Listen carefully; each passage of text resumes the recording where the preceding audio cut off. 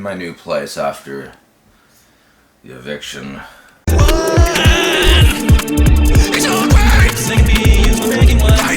It's all right. Like say that's right. Also use the brains. Don't know about your enemies. Throw them out the beat and they'll slam inside. Put the fingers in their eyes, plans in their eyes,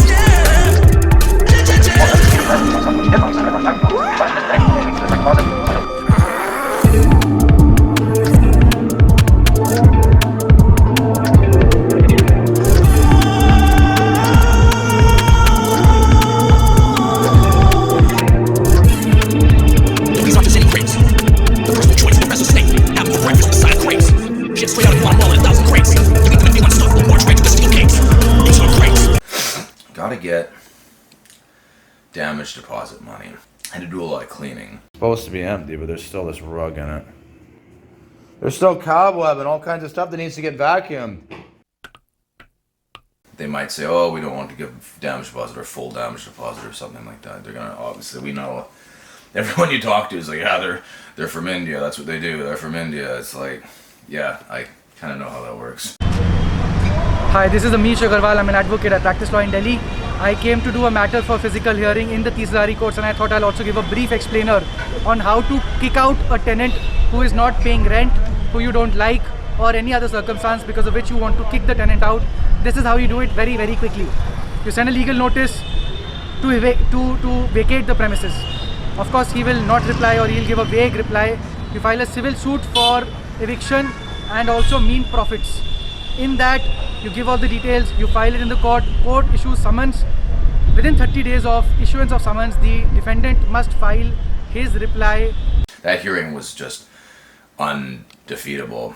As well as attached as Exhibit A to the affidavit of Jasmine Chima. It's also further referenced in the affidavit of Sukhjinder Chima at page 1 and paragraph 5.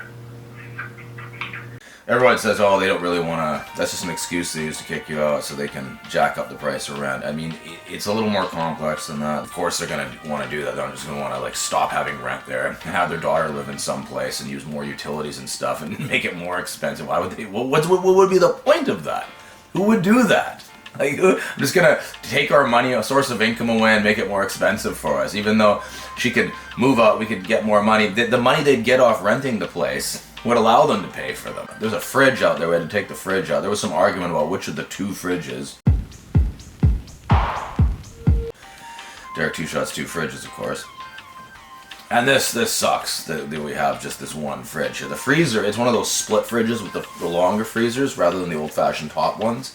So there's a bit more freezer room at least than any of the single fridges. The old fridge, which not only weighs a lot, but you put on this dolly that had a partially flat tire, like, oh man, moving that was like, in fact at one point, God, I wish we had someone to help film this stuff. Gee Derek, why don't you make more videos like this? Why don't you make more videos like this? Why don't you just go out by yourself and prank people by yourself without a camera and magically put it on YouTube?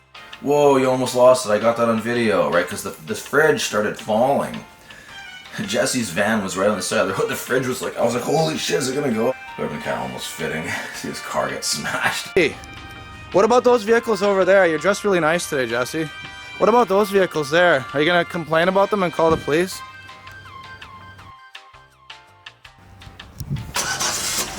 There's some great driving tactics by Jesse there. There you go.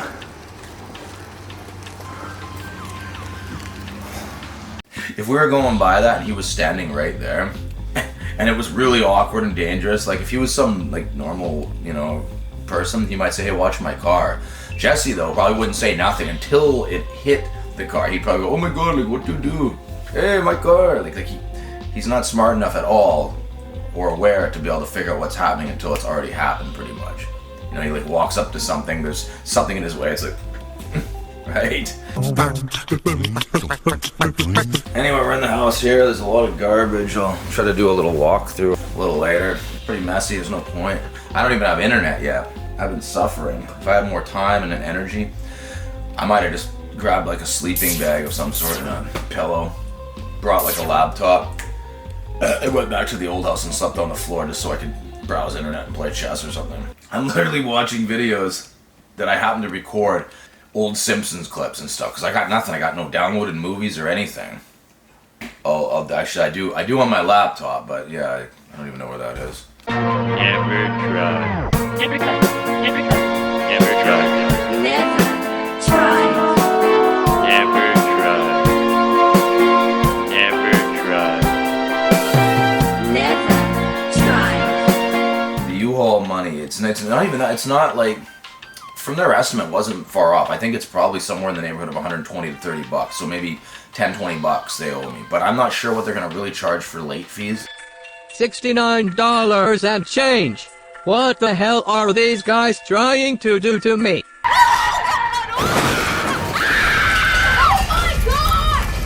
We weren't really late. We were late for, I don't know, a few minutes or something. Like, who cares about stuff like that? Like, they want us to return it back. If they really had some guy saying, oh, yeah, I want that U-Haul for 10:30 or 11 o'clock on Sunday, they would have been phoning and saying, we need this guy. We got Mike here, or James, that need that U-Haul for that day. Never try. The guy said the mirror was broken. Like, we broke the mirror. We all broke the dam. I'm lucky I got the information and posted this stuff on, like, local rant and rave type pages.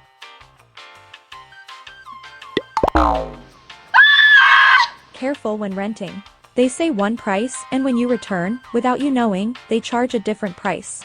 They seen this, and a lot of people came forward and said, oh man, I've heard of U-Haul, they suck, and they're scam artists, and I got scammed before. Always do a walkthrough first, with the people that you're buying it from.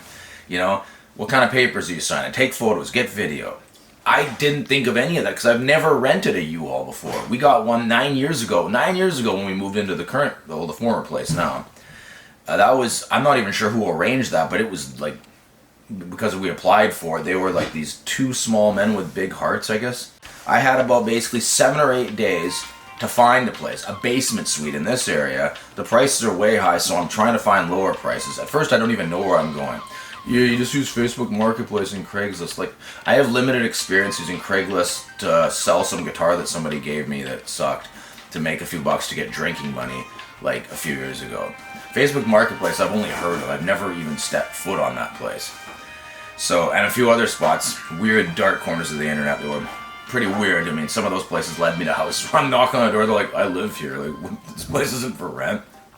So there were all kinds of weird ads popping up. Mind you, there was this place we called the Breaky Place, because it was the achy breaky heart feeling that you got when you looked at it. No, it was actually a street called Breaky Street or Breaky Drive.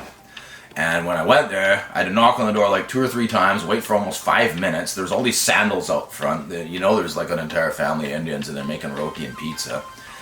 And I look around the side, finally a guy comes out, and I tell him about the place, and I don't know who to contact. And he says, "That place, not rent, not basement, not rent."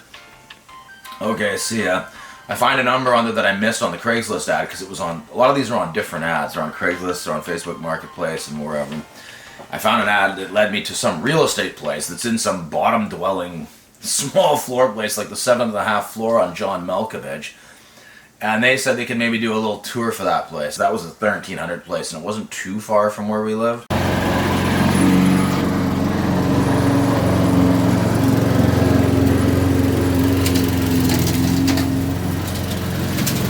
Gotta get the dirt. It's always good to mow the dirt. He's been doing this for 9 years, man, mowing that right along the dirt. They never called me back up, though. You know, they never even called me. Like, we never even got the tour, like the opportunity for the tour. But since we were holding out, and there was this other place on Dalkey, the Dalkey place, that had the built-in TV, the way longer yard. That was the choice place. Even at $1,500, I think that was, it had all the utilities, everything was included there, so built-in washer and dryer. Washer and dryer we have here, but it's not in here. It's sort of like the everybody use one, kind of in the carport. I had to look for places, you know, for days. Like, I'm scanning, I'm messaging, I'm calculating, I'm phoning, we're driving around, I'm walking to places all over the place, you know. There's a place in Abbotsford I'm looking at. I didn't go there, but I try to whittle people down. I started making the arrangements with the U-Haul. No, I have a reservation there. It's for 10:15 a.m. tomorrow. It's already been texted back to me by you guys. I know you have a reservation, but I don't have any truck here.